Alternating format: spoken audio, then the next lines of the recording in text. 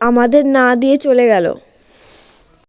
So hello everyone, তোমরা সবাই কেমন আছো? আশা করি সবাই ভালো আছে। তোমাদের ভালোবাসা আমিও ভালো আছি। আমাদের আজকে মাটি দেওয়ার কথা আছে। প্রথমে তো এক টলি দিয়ে চলে গেছে, তো কেবল আমাদের এক টলি দেওয়া হয়েছে, এখনও কিন্তু 3 টলি দেবে। তো এখনও 3-4 ঘন্টা আমি দাঁড়িয়ে রয়েছি, এখনও দিয়ে যায়নি। এখন আমি বাড়িতে চলে যাব, কারণ অনেকক্ষণ হয়ে গেছে। তো চলো বাড়িতে গিয়ে দেখা হচ্ছে।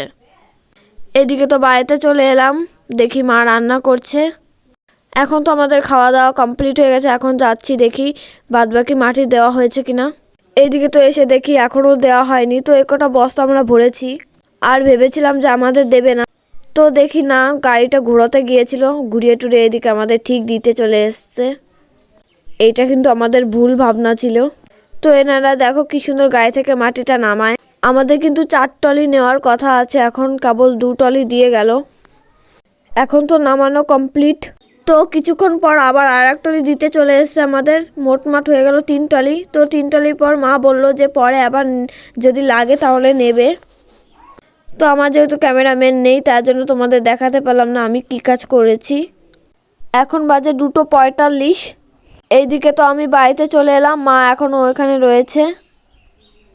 এইদিকে তো আমার স্নান করা কমপ্লিট, এখন আমি পুজো দিব। এইদিকে তো আমি এক ঝুড়ি ফুল তুললাম। তো পুরো আসনটা সাজানোর পর তোমাদের সঙ্গে শেয়ার করলাম, কেমন লাগলো কমেন্টে জানাবে।